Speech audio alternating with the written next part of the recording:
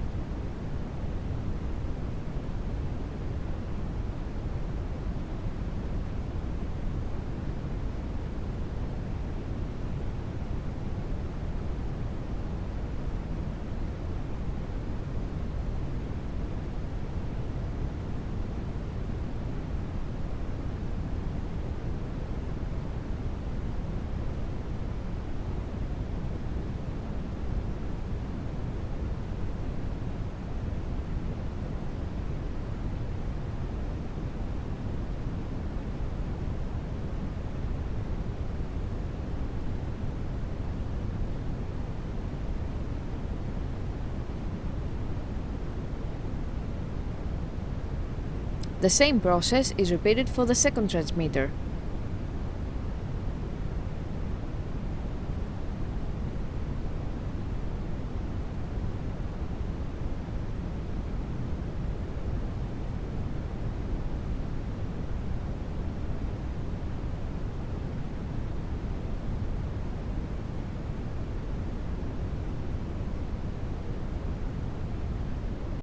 It is now clear that both transmitters are operating successfully and are ready to be delivered to the customer.